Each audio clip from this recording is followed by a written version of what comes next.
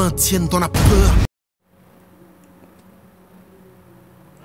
Bonjour, bonsoir à tous, chers monsieur, madame, ou là vous regardez ces vidéos-là. Bienvenue sur votre chaîne YouTube, Ange Gardien Télévision. Bon, là j'ai amené un sujet, je vais parler de l'incendie de Rouen, sur l'usine de Lubrizol. Bon, déjà l'incendie ça a provoqué depuis la nuit du jeudi, entre jeudi et vendredi. Et heureusement, il y avait des interventions des sapeurs-pompiers pour éteindre et maîtriser le feu. Mais malgré ça, il y a la fumée noire qui a dispersé dans la ville de Rouen, même dans les autres communes, même jusqu'au dans le nord. Et puis bon, les habitants de Rouen sont très inquiets déjà. Et parce que les autorités veulent calmer le jeu déjà. Et, elles ont organisé une conférence de presse. C'était entre lundi et mardi. Bon, je sais pas, mais il y avait le préfet, il y avait la directrice générale de Lubrizol, de l'usine qui a été incendiée. La directrice a présenté des excuses auprès des habitants de Rouen. Et puis le préfet a dit que la fumée n'est pas toxique, mais les habitants n'ont pas trop confiance.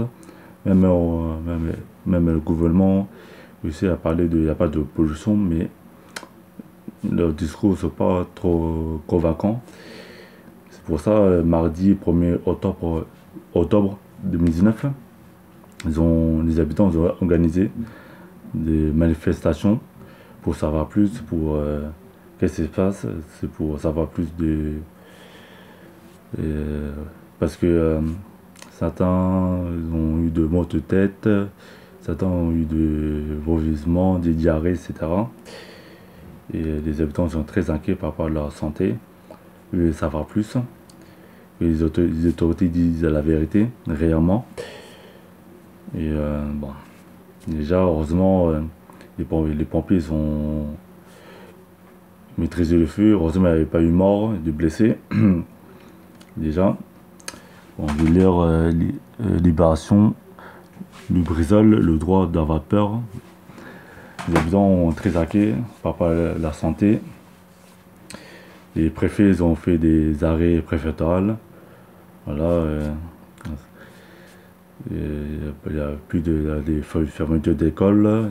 Les agriculteurs vont plus produire des son maïs, etc. Mais les produits légumes, les fruits, dans plusieurs communes. Déjà la fumée, ça a propagé depuis plusieurs kilomètres. Bon, on voit cette image-là.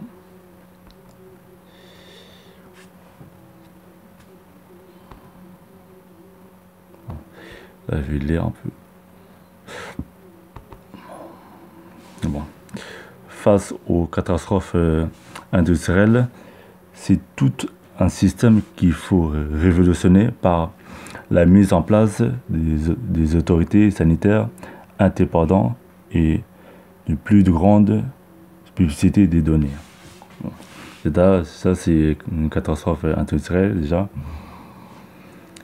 Déjà, la directrice, lors du conférence de presse, a donné des excuses.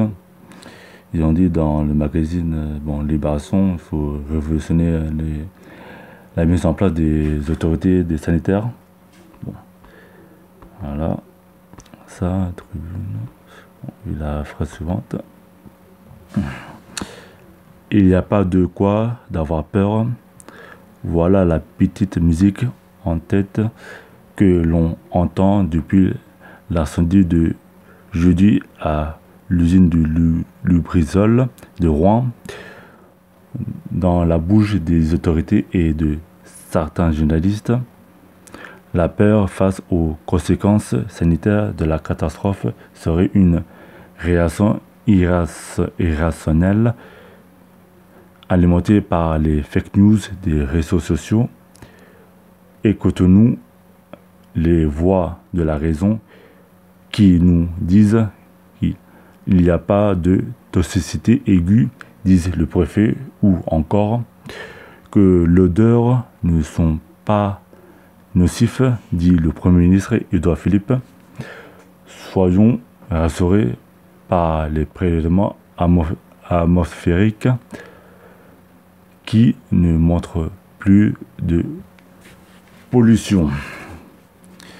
Bon, déjà, les autorités, ils ont calmé le jeu, ils ont dit, bon, faut pas avoir peur, faut pas attendre le rumeur, voilà, c'est la fumée et tout ça. Mais même le préfet a dit qu'il n'y a pas de toxicité aiguë. Même les habitants même les riverains de Rouen ne sont pas convaincus par rapport à son discours. Même encore les odeurs ne sont pas nocifs, dit le Premier ministre. Bon, certains ont des doutes par rapport les discours du préfet et du Premier ministre. Certains ne sont pas trop confiants. Bon, après, ils ont fait des prélèvements atmosphériques montrant qu'il n'y a plus de pollution. Bon, ça c'est selon les autorités. Bon, il y a la phrase suivante.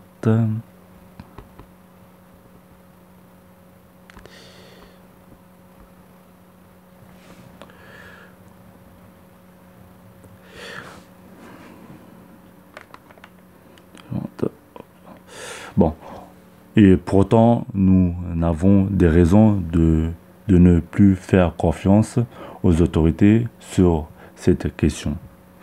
Il y a seulement 6 mois, l'incendie de la toiture de Notre-Dame a dispersé des centaines de tonnes de plomb dans tout le centre de Paris et les autorités sont restées largement muettes et passives. Il a fallu des enquêtes de Mediapart et du New York Times pour que les résultats des analyses de pollution dans les cours d'école et de crèche soient révélés pour que l'on sache le nombre d'enfants avec des plombmettes anormales. On continue à en apprendre tous les jours sur l'ampleur de la dissolution qui a eu lieu.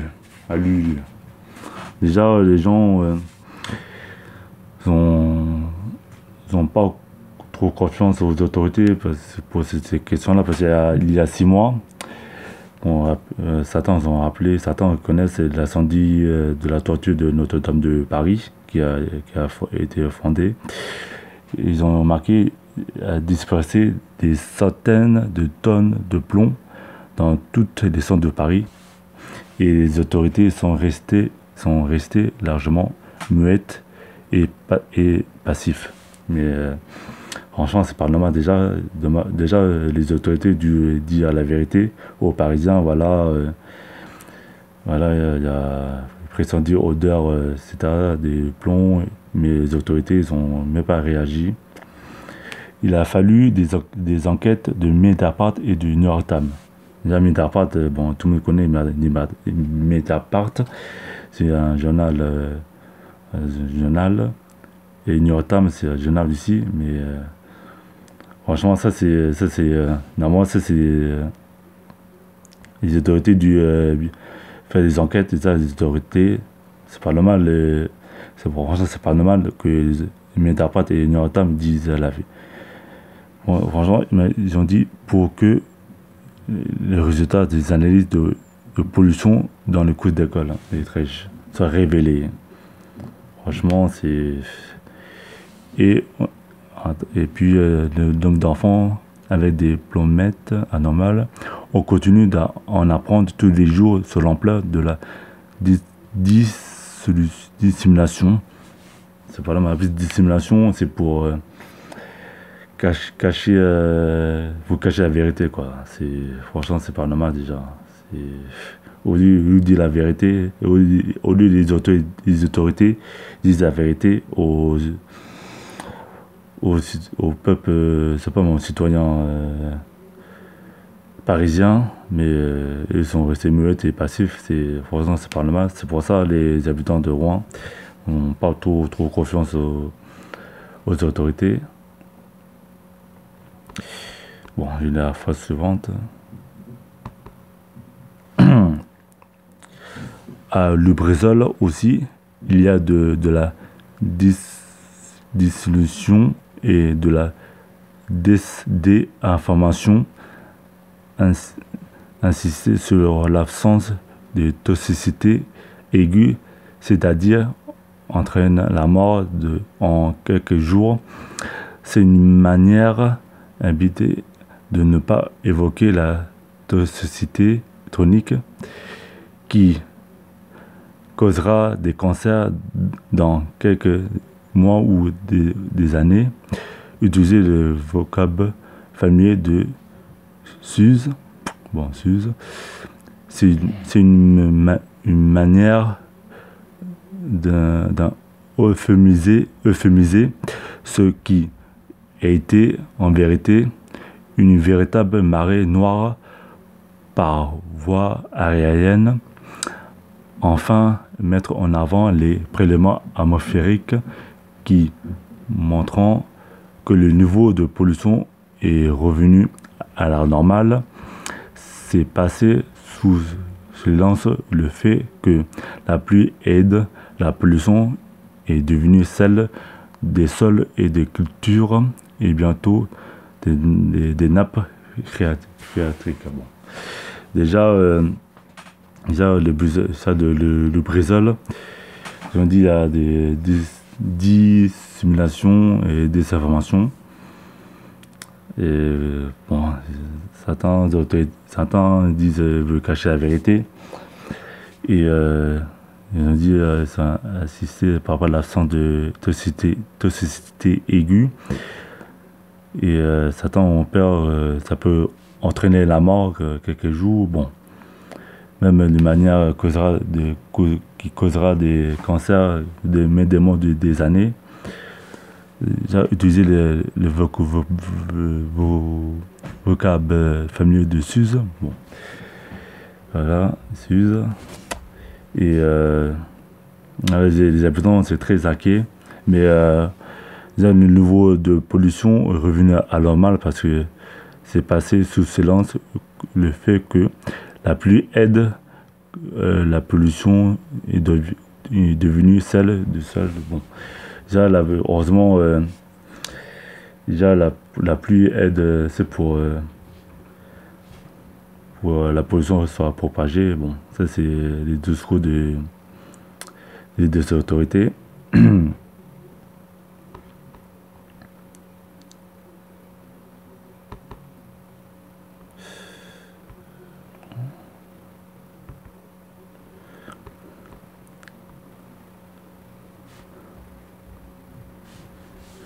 Pourquoi cette loi du silence?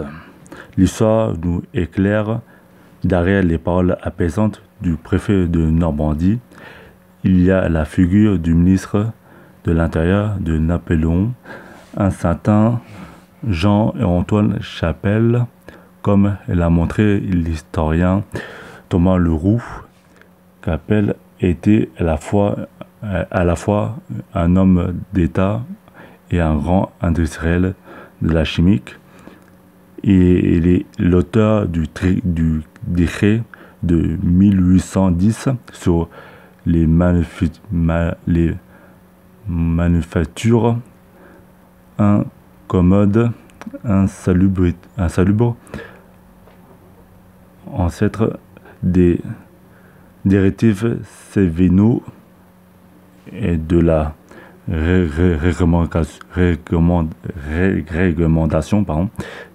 actuelle qu'il a conçue non pas en tant pour prévenir la population des risques sanitaires que pour protéger les industriels, lui y compris, des plantes, des rivins depuis lors, les préfets, même qu'ils ne soient plus capitaines de l'industrie, seraient défendre à la fois l'activité économique de la santé des populations, ce qui est la définition même de conflit d'intérêts. Je me dis pourquoi pourquoi cette loi du silence. Bon, depuis derrière les paroles apaisantes du préfet de Normandie, voilà, à la figure du ministre de l'Intérieur de Napoléon, bon, c'était à l'époque. Voilà, ils ont parlé de Jean-Antoine Chapelle, je sais pas quoi, et l'historien Thomas Leroux. Parce que Chapelle, c'était un homme d'affaires, un grand industriel de la chimique. L'auteur qui a décrit de 1810 sur la manufacture incommode, insalubre, bon, etc., etc. Après, bon, voilà, ça c'est bon, dans l'article Libération. Là, j'ai pas pour protéger les industries et prévenir la population des risques sanitaires. Voilà, etc., etc. Bon, c'est une chanson ancienne. Il y a encore d'autres. Oui, il y a des raisons de ne pas faire confiance, d'avoir peur. La justice commence à le reconnaître pour les cas des travailleurs exposés quotidiennement à des conditions de travail dangereuses. En avril et septembre, la Cour de cassation a rendu 2 arrêts d'une importance capitale autour de ce que l'on appelle le préjudice d'un ex pour les salariés, reversant des années de jurisprudence. Les juges suprêmes ont reconnu que les travailleurs exposés à des produits dangereux n'avaient le droit d'avoir peur. Non seulement cette peur est rationnelle, fondée même, mais elle mérite également réparation, quel que soit le type d'établissement, quels que soient les produits incriminés, car les salariés ne devraient pas être obligés de vivre de la peur.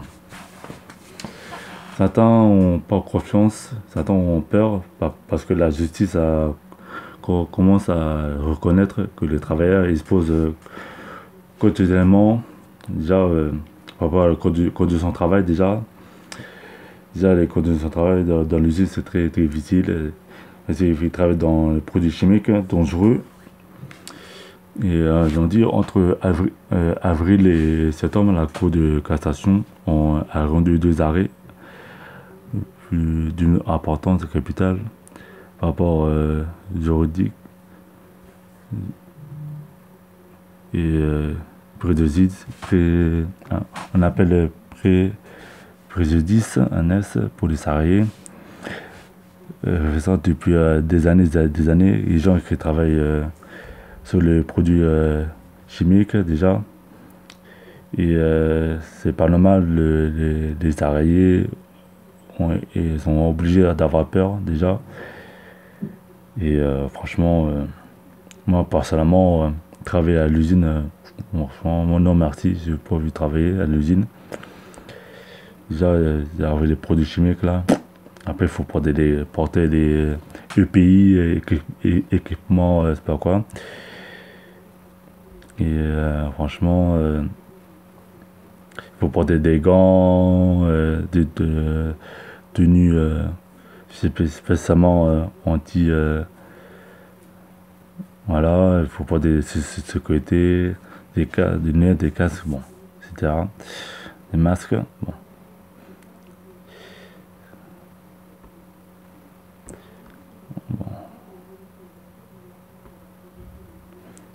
La phrase. Il devrait aller de même pour les riverains de sites industriels dangereux. Est-il normal d'avoir la boule au ventre quand on amène des enfants à l'école, quand on entend un roulement d'orage ou quand on sent une odeur nauséabonde? C'est tout un système qu'il faut révolutionner aujourd'hui, mis en place des autorités sanitaires indépendantes, de procureurs indépendants, renforcement des inspections du travail et des installations classées pour la protection de l'environnement, publicité des données, et rétablissement du CHCT dans les entreprises et l'élargissement de la pouvoir. Bon. Déjà, les citoyens, les habitants ont peur déjà parce qu'il y a des sites industriels dangereux, voilà, les usines. Ils se sont dit, est-il normal d'avoir peur, d'avoir la boule dans le ventre quand on ramène les enfants à l'école? Bon, certains ont peur de ramener les enfants à l'école. Déjà, par rapport aux sites industriels dangereux. Après, ils ont dit il faut changer tout un système, il faut révolutionner, il faut mettre une mise en place des autorités sanitaires indépendantes, des procureurs indépendants. Et puis, ils ont dit qu'il faut renforcer des inspections du travail. Faut les inspecteurs soient au travail, c'est pour regarder si pour avoir le code de son travail, tout ça, et bon, et etc. On a fait des installations classées pour la protection de l'environnement, c'est très important. Déjà, travailler en industriel, ça comporte des risques. Bon. Après, bon, je ne sais pas tout lire, hein, parce que après ça, c'est rien, cette révolution ne fera que par le bas, poussé par le collectif de travailleurs, de riverains. Bon, ça, c'est rien, ça c'est. Ils appellent à la manifestation du 14 au 15 novembre. C'est un collectif qui veut rassembler autour de Lyon. C'est pour manifester par rapport à plusieurs sites. Bon, c'est là. Voilà. Déjà, j'ai parlé sur l'usine, sur l'incendie de Rouen. L'usine de Lubrizol. Déjà, le directeur général a fait des excuses. Après, ils ont des excuses auprès des habitants de Rouen. Mais les habitants de Rouen n'ont pas trop confiance aux autorités, même au gouvernement, parce que, voilà, par rapport à la fumée noire déjà. Et certains ont eu de maux de tête, de vomissements, des diarrhées. Et puis, bon. Déjà, voilà, déjà, faut faire très attention quand on sort, déjà. Bon, déjà, malheureusement, les habitants de Rouen ont bon courage, parce que c'est pas facile déjà. Parce que lors de l'incendie, il y avait la fumée noire. Et les habitants sont très inquiets par rapport à leur santé, même par rapport à l'avenir des enfants. Et bon, déjà, bon, voilà. Chatonote, monsieur, madame. La vidéo est bientôt terminée. Voilà, j'ai parlé de l'usine Lubrizol à Rouen. Bon, les habitants de Rouen sont très inquiets. Et courage les habitants de Rouen, c'est pas facile déjà. Et la vidéo est terminée. Aussi, n'oubliez pas de s'abonner à notre chaîne YouTube Ange Gratien Télévision. Je vais faire d'autres vidéos. Et si vous avez aimé, likez et laissez un commentaire dans ces vidéos-là. Et bon, voilà. Chers monsieur, madame, la vidéo est terminée. Que Dieu vous protège. Que Dieu vous bénisse. Merci et au revoir. Voilà.